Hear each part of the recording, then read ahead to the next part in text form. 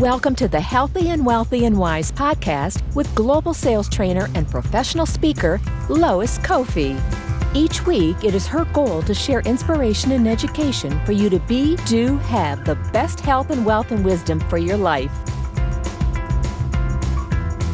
Hello, hello, hello. Happy Friday, everyone. This is Coach Lois. Super excited for another amazing, powerful guest today on Healthy and Wealthy and Wise. If you are tuning in for the first time, I always like to share this show is designed for you, the salesperson, the entrepreneur, the business owner, the mom, the dad, juggling all the things in this new normal. We want to inspire you to live your best life, your best health, your best wealth, and then, of course, the wisdom to know the difference along the way to making those choices that get you to where you want to be. If you're tuning in live, please comment below and say hashtag live. A lot of you who already come here often know the drill. So hashtag live and where you're tuning in from. If you're on the replay, and you got to be inside my Facebook community in order to get to talk to the speakers and interview them along with me every Friday at 10 a.m. Pacific time. So if you're watching replay, you can still ask questions. You can still engage with me and the speaker. And if you see value, hit the share button. Please, please, please, please, because so many people are hungering for inspiration. They're looking for leadership. They're looking for divine guidance and wisdom. And we have a lot of that coming today. So super excited. As always, I love to introduce the speaker. And before I do, I just want to remind you guys, if you have questions, please go ahead and comment during the interview, especially that's the benefit of being here live. We have Janet in Missouri. Welcome, Janet. Super excited to see you and super excited to have Tanja James here today. So I'm going to go ahead and share a little bit about Tanja and how we met and then turn it over to her because we got a lot of great stuff. So you guys are going to want to take notes because this is going to be super amazing. Tanja's a multidimensional healer and alchemist, breakthrough alchemist, by the way. And I've only had one other alchemist on here before. So I'm really excited. And over 100 plus 30 episodes, whatever it is now, that this is only the second time I've had someone with this kind of wisdom, as I like to call it. And she's been in the healing arts industry and world her whole life. She's worked with clients in over 35 countries and something really kind of a cool thing. And hopefully she's going to talk about this, but 6 years ago, she started using light language. And I met her in my mastermind. She's super powerful. I've experienced her work firsthand. So Tanja, please take it away. How did you become a multidimensional healer, alchemist? And I can't wait to hear about light language. Awesome. Well, thank you so much. I'm so excited to be here. Hello, everybody. Thanks for this beautiful introduction. So my story, I'll try to keep it to the Reader's Digest version. I really, as a young age, just always knew of oneness, always could feel new earth. I didn't understand the world I found myself in. Like I could communicate with nature, spirits and trees. And I just had this deep, deep knowing of being a spiritual being first. Mm-hmm. Now, my family was not metaphysically minded at all. So we'd go to the grocery store and people's hips were screaming at me and their knees were screaming at me. And I'd run up to people and put my hands on them, just naturally, and then they'd look at me like, why are you touching me? And, my mom would be just pink and flush, embarrassed, Tanja, you don't run up and touch people. And I'm like, yeah, but, and they're, they're hurting and I want to help. And, so I didn't understand at a young age how, that there were, the boundaries part was hard. I would just see pain and I would want to alleviate that. And so I had a paper out when I was 12. And on Saturdays and Sundays, I'd go to the little old ladies' houses after delivering their paper. Would you like a foot rub? And I'd put my, hands on their feet and they would just get hot. And they would just completely relax and melt. And they'd be like, oh my God, I haven't felt this good in 20 years. What are you doing? And I'm like, I don't know. I'm just listening to my body and listening to my intuition. So then I shut everything down. At around 13 or 14, I turned it all off because I was sick of being weird. I was sick of being different. I was sick of my family's telling people that I was adopted by aliens. And, I wanted to be like everybody else. And, and so I went through my first dark night of the soul from 14 to 17, ran away, moved out. I'd been paying rent since I was 16 years old. And then dropped out of school, went back as a senior with freshman credits, and I graduated a year late, and did a whole bunch of matrix 3D jobs, worked for nonprofits, worked for theater companies, had a lot of fun, did some traveling. And then in my mid-20s, I said, okay, it's time for me to start using my gifts. And I went to massage therapist school, became a massage therapist, and people again would have these spontaneous healings in my sessions. They'd have 20, 30-year chronic conditions, and after 2 or 3 sessions, they were gone. And they're like, what is going on here? And it's amazing. The people who really accepted it, this is amazing, that healing stuck. And the people who said, oh, this is so unbelievable, this is unbelievable, I can't believe that, then a month later it would be back, because they kept affirming how unbelievable the miracle was that this thing transformed for them. So that was really interesting. So then I had twins, and nurturing my twins and my family, and then going to work and nurturing clients, it was just too much doing the hands-on. So I went and got a master's in coaching. And that kind of was a program that took organizational development with personality styles, with quantum physics, and melded it all together in this 5,000 level master's program. And so I finished that and felt like a total fraud, because my marriage was in shambles, my life was falling apart, and I'm like, who am I to coach? So then I went into my second dark night from 2012 to 2015. And at the end of that in 2015 is when I had this breakthrough moment myself with a practitioner who gave me a free session one day and changed my life. And I get goosebumps every time I talk about it, because we put some stuff on the tree across the street, and all of a sudden the world made sense to me, because I had such a hard time balancing having this very strong spiritual connection to all that is, being human at the same time.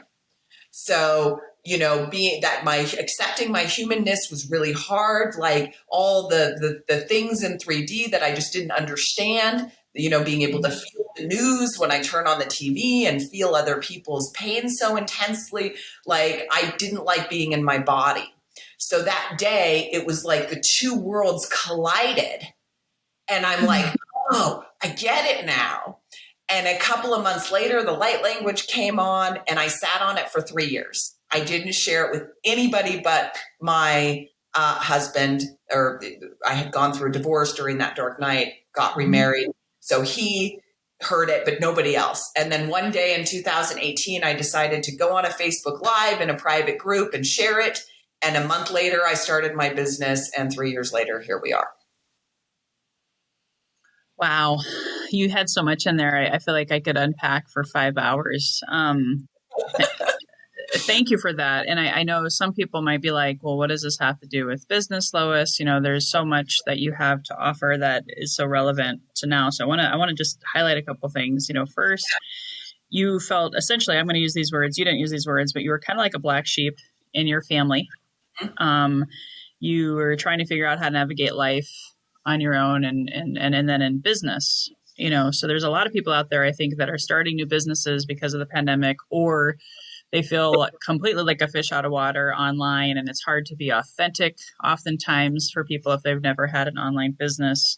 So I'd kind of like to see if there's any parallels that you can share with people when you're feeling weird. That's what you said. Weird. I love weird. I tell my kids all the time, it's great to be weird. Okay. Because I felt like that too when I was younger, and that there can be some shame in that. There can be some emotional traumas in that. So I think a lot of us are going through some kind of spiritual dark night of the soul right now because of this whole new world that we're living in.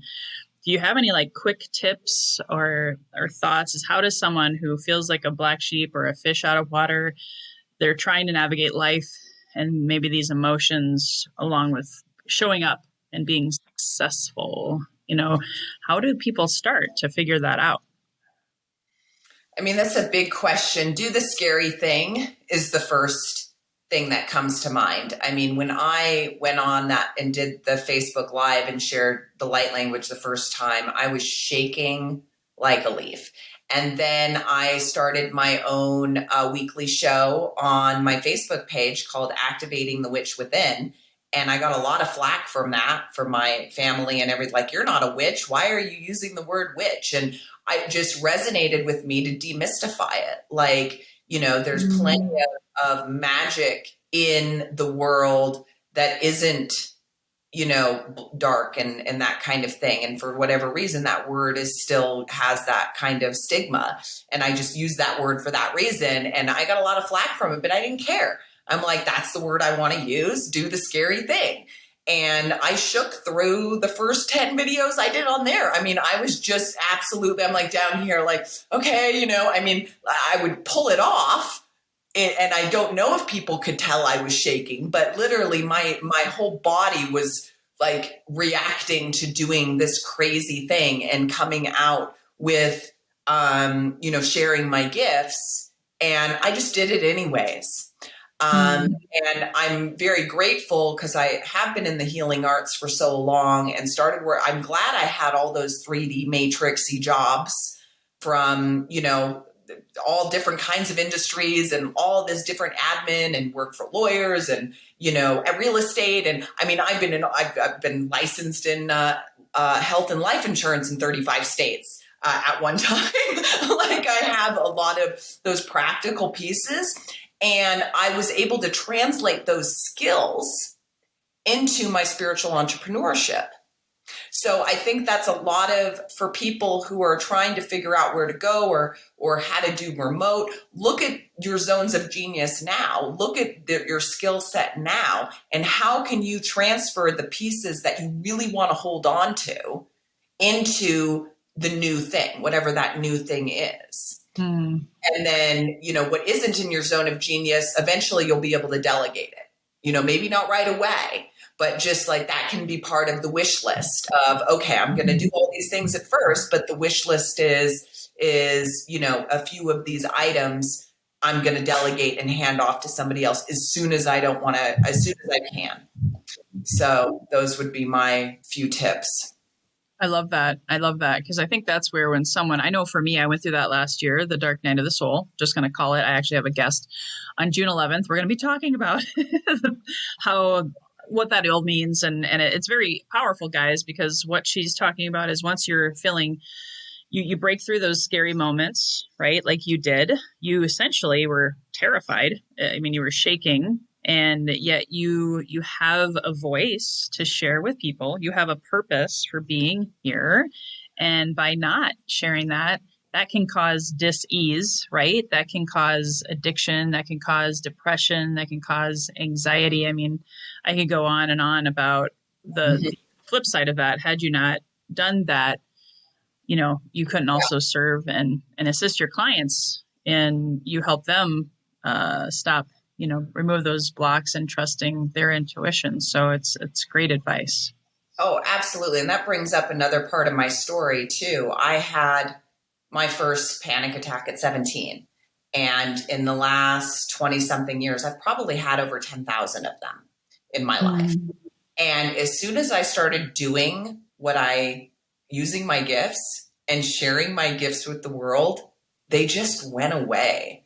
Or maybe instead of having 10 a week or 20 a week, I'd have 1 a week.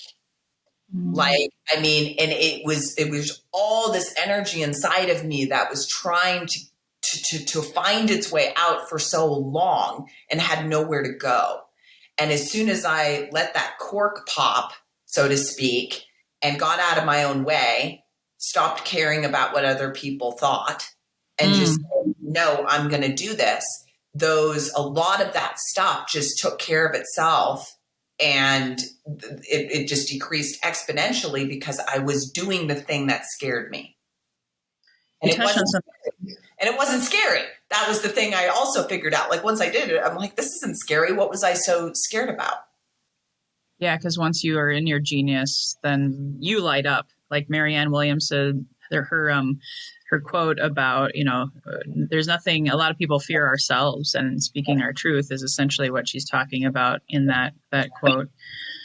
So, how does someone, if they're feeling really like afraid and they're not quite ready to go and speak their truth, which is what I think most people right now are figuring out. How do I start a podcast, or how do I share my book, or how do I be seen, be heard, be paid, when they're afraid of rejection, or afraid of judgment, or afraid of being seen as an imposter. There's a lot of imposter syndrome conversations going on in Clubhouse and all these different places. So how did you get to that point where you were scared and then you just went and did it? Any other specific things that come to you that you remember that helped you do the scary thing?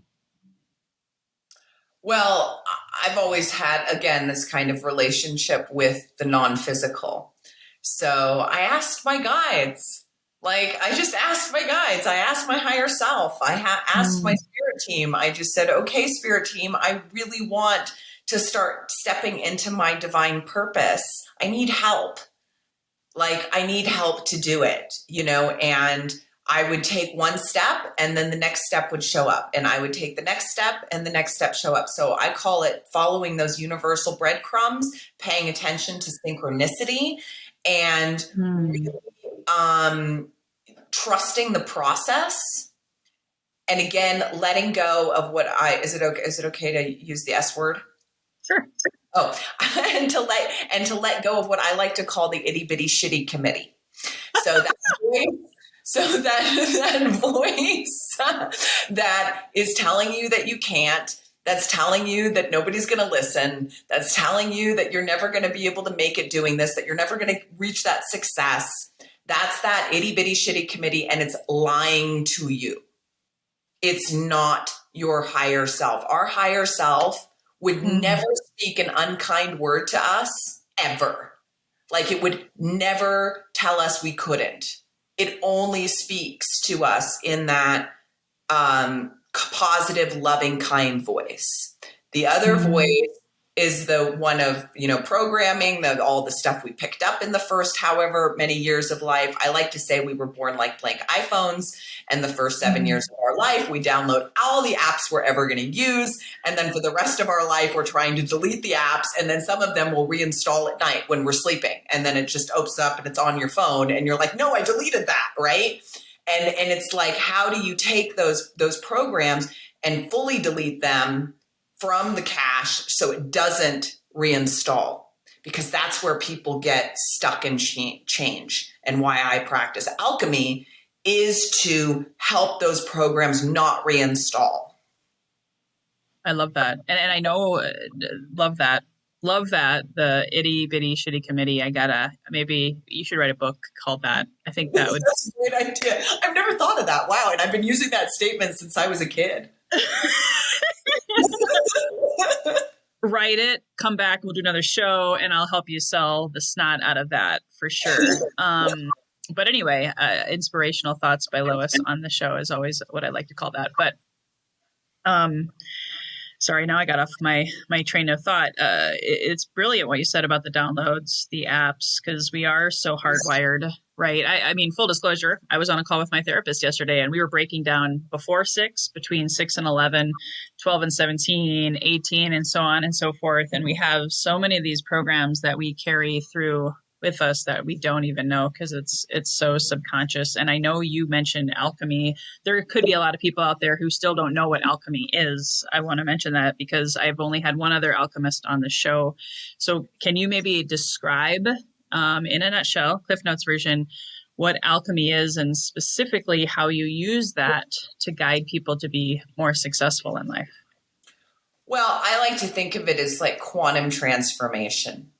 That real, I know that the butterfly analogy gets used all the time, but the caterpillar, changing into the butterfly doesn't represent one tiny aspect of that caterpillar. Its DNA is completely different. It is a completely new organism.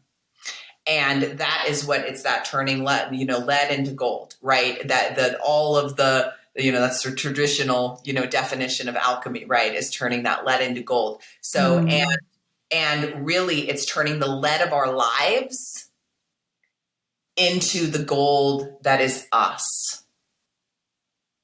It's turning the lead of our lives into the heaviness of our life, finding the gifts in the lessons of life, because there's always gifts. We're not used to looking at the challenges in life as a gift. We're really not. It's not a conversation when you have pain or you have an illness or you have a divorce or you have, well, sometimes divorce can be a gift, but a lot of times, we don't see the big, heavy, icky, sticky stuff as a gift. And when you can transform these things into the gift, you can turn that lead inside of you into the gold that it really is. Oh, that's so cool. Because I also talk about I'm a sales trainer, so I talk about lead generation, building your gold mine. You have to build yourself and believe in yourself as a gold mine. Like, you are awesome. And whatever you're selling or offering, people deserve to know about it so that you can help them. I love that. That's powerful. And I want to remind the audience too here, just guys, we usually only go for about 30 minutes, depending on how many questions you guys ask. So please comment below with questions, hit the share button, because what she's sharing today is a very, very unique episode. I'm going to talk about it a little bit earlier than I normally do. You have a free gift. So I'm actually just wanted to focus on that, because how you help people is so powerful. And you did a talk, I think you said, it's an activation, something you did last September on how to achieve divine detachment, because that might even be what I call this topic in iTunes, because so many of us, myself included, when I was going through my dark night of the soul, I realized how many attachments I had to the way things should look, the way things were before COVID, the past traumas, and holding on to those like for dear life, like white knuckling. So tell more about what that free gift or talk of that mini activation can do to help people with detachment. Well, a lot of times when people think detachment, they think uncaring, they think, especially, in this community, there's probably a lot of sensitives and empaths who get the term divine detachment. So it's not detaching from the caring or the love or the wanting to see things whole again. It's that however it's going outside of you, that nothing gets to define you but you. Nothing. We have to spend more time with ourselves than any other relationship in our entire life. And how much time do we dedicate to that relationship with ourselves compared to the relationships with the rest of the world? And when we aren't defined by what's going on in the world, or what's going on with politics, or what's going on with even our business, like that's one area that we can get really pulled out of alignment if something falls through, if the millions of things that we get triggered in business. How can we not let our business define how we feel moment to moment?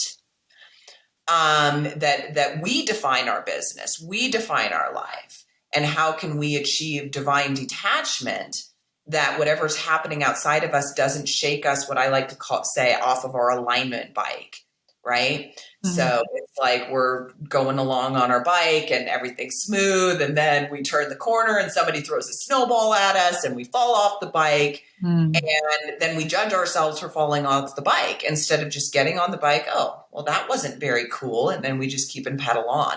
Like, how do we be able to stay on our alignment bike? And when we fall off, get back on with a smile on our face. Like, hey, I'm in the flow.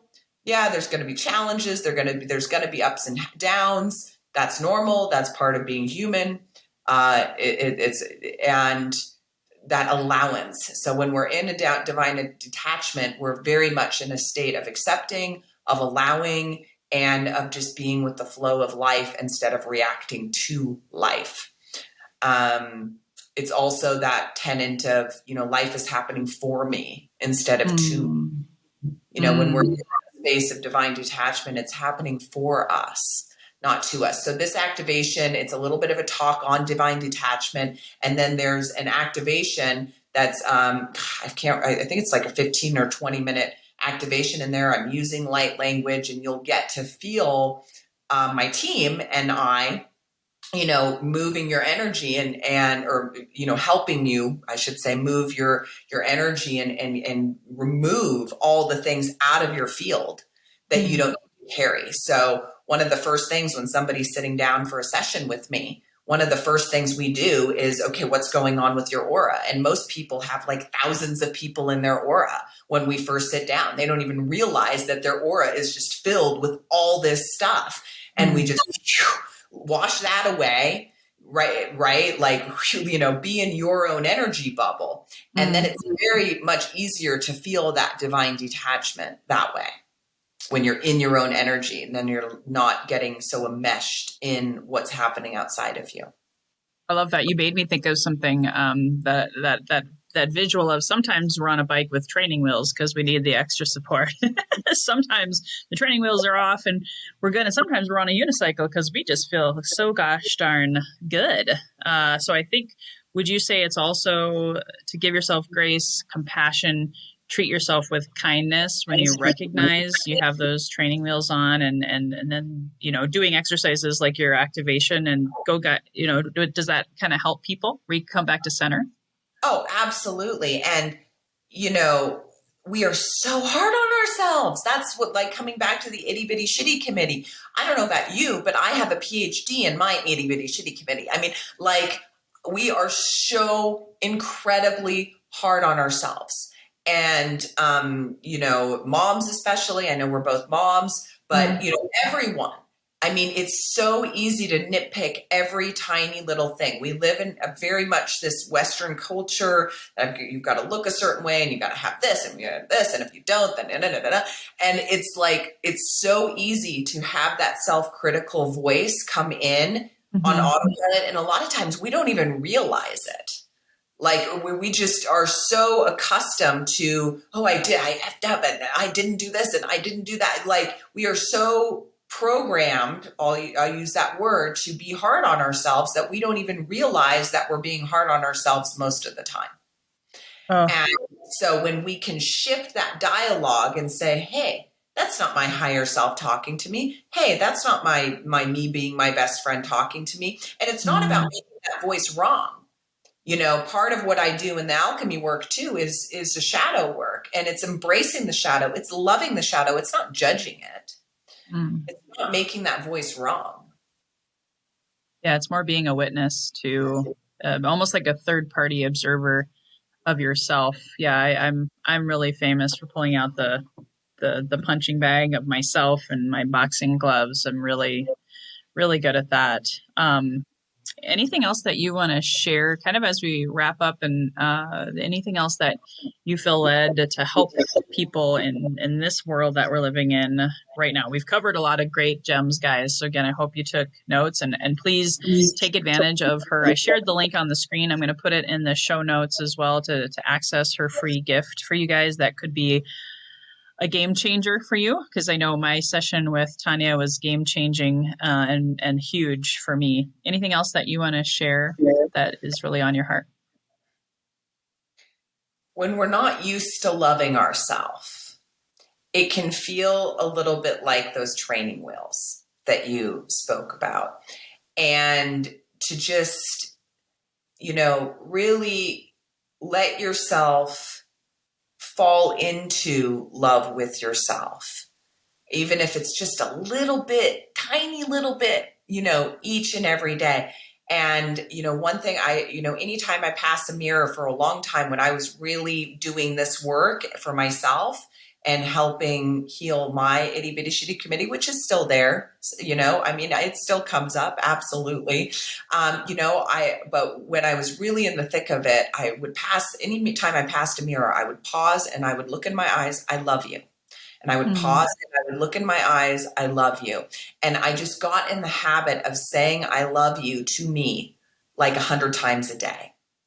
And then it would become, after a month of two of that, it becomes so automatic that voice gets smaller and smaller and smaller. And then when you hear it, you almost laugh like, oh, why did I just think that? Like, oh, let me give that part a hug. Okay, next. Right? It's like treating that voice like the teens in the car that haven't gotten their driver's permit yet. And you love those teens, you love them to death, and they're asking for the car keys, but you're just not going to hand the car keys to them yet. Like, no, honey, you don't get the car keys. And yet we give that voice the car keys to our life all the time. Wow. And that's what's holding us back, right? Wouldn't you say that I used to call it the devil on the shoulder, but I like what you call it much more now. The itty bitty shitty committee that comes out. You got to love that part of yourself too. It's not, like you said, something worthy of judgment, but would you say in your work with all of the clients that you serve, the hundreds and hundreds of people, that's really the number one thing that holds people back is that voice? Yeah. Unworthiness. Right on. Not feeling worthy, not feeling capable, and it shows up in lack of confidence. It shows up in all sorts of ways, but really the root of it very much is not really valuing and seeing yourself as the worthy, magical, amazing being that you are, with gifts that only you have to share. We all have gifts that nobody else can give but us. And we so often hold those back just because of fear. And once we, commit to becoming fearless, boom. That's awesome. And I hope you don't mind. We're going a little over because I feel like this is such an important message. I know I needed to hear it, and I'll be listening to this again. So thank you so much, Tanja. I'm going to go ahead and start to wrap it up. Is there any other places where people can find you? I know we have the free gift. Do you have a website, or do they just connect with you on Facebook or LinkedIn? I have TanjaJames.com with a J. So that's TANJA James.com. And I also have a consultation link at chatwithtanya.com. So that's just chatwith and then my name.com. And I do provide complimentary consults. Sometimes the calendar gets a little booked up. So if it's empty the first time you check back a couple days later, and usually there's time on there. But I love talking to people. I love connecting with people. I love meeting people and just, sharing my gifts with the world. So thank you so much for the opportunity to share with your audience. It's been absolutely lovely to talk to you today. Awesome. Wonderful. Well, let's just close with a couple of quick announcements. And then I'll have one final question to ask you, Tanja, as we wrap it up. So again, guys, if you saw value today, please hit the share button. Please listen to this again, because there's a lot of things to unpack, and there's a lot more that we could have unpacked. We'll have to have you come back again for a second round. So a couple quick announcements. I always like to remind people of my upcoming events, and it goes really well hand in glove with what Tanja and I talked about today, because I really figured out much better last year after going through my own dark night of the soul, how to love myself. And through that process, by speaking my truth, being seen, being heard, being paid, I was able to go from $0 a month to multiple 5 figures a month, just sharing my passion, my love, first for myself, right? And then through my profession. And so this masterclass on next Wednesday, May 19th, please sign up if you're really struggling, especially with lead generation, consistency, and follow up, because I find, kind of like with what Tanja was talking about today, a lot of times if we don't love ourselves enough and believe in ourselves enough, we self-sabotage, and our lead generation is the first thing to go. And if you don't have leads, I hate to say it, you don't have sales. And I was able to course correct myself last year in a big, big way. And so we're going to roll up our sleeves for 2 hours next Wednesday, the 19th, and dive in to that course. So please go to loiscoffey.com/list build to freedom. And even if you can't attend live, sign up anyway and get the recording. It's the first time I've done a class like this, and it might be the last time I do it for quite sometime as we head into the summer months. So if you're listening to this later on the recording and it's past May 19th, you can still sign up. I'm going to make sure it's evergreen because I really want to get that information out there. So last question for you, Tanja. I ask everyone on this show as we wrap it up here, because the name Healthy and Wealthy and Wise was a very, very definitely a divinely inspired name choice for my podcast, and it means a lot to me. And I'd love for you to share, when you hear the phrase healthy and wealthy and wise, Tanja, what does it mean for you? The importance of prioritizing health and wealth, and, seeing, like, for me, I always think of wealth as an energy, as a extension of love. Like, money is a tool. Like, I've always seen money as a tool, like a hammer, not the house, but the hammer that's used to build the house. And that tool can be used how you choose to use it. And a lot of people have so much charge around money because it's so impactful in every area of our life. So we tend to put it up on this pedestal instead of seeing it as an equal partner that we get to tool with. So having that healthy relationship with wealth, having that healthy relationship with self, and that the wisdom to know inside that you're brilliant, that we're all brilliant, I mean, we really are. And so much of life just gets sucked up into this miredom of, all this stuff. And it's like, at the end of the day, when we remember who we are and our brilliance, that's wisdom. Awesome. Love it. Love it. Love it. I know what my goal is always for people to find and reach their best health, their best wealth, but ultimately it's what you talked about, their best, highest version of themselves, but really connecting with their higher self, which is that wisdom. So thank you so much for sharing that. That was beautiful. And guys, thank you again for tuning in. Look forward to seeing you next week, same time, same channel. We have David Bear, who's also part of my mastermind. I'm getting everybody from my mastermind in this month, I think. And he's going to be talking about his success in direct marketing and just all of the things he's created in a very, very successful career. So look forward to seeing you guys then. Until next time, here's to your best health, your best wealth, and your best wisdom. Bye-bye for now. Hey guys, thank you so much for listening to this episode. If you enjoyed this, please subscribe, refer a friend, and please drop me a rating or a review. If you do that, I'll reward you with a free 20-minute free coaching session on crafting your journey to your best self. Reach out to me at lois@loiscoffee.com to claim your 20-minute slot. Until next time, be healthy, wealthy, and wise.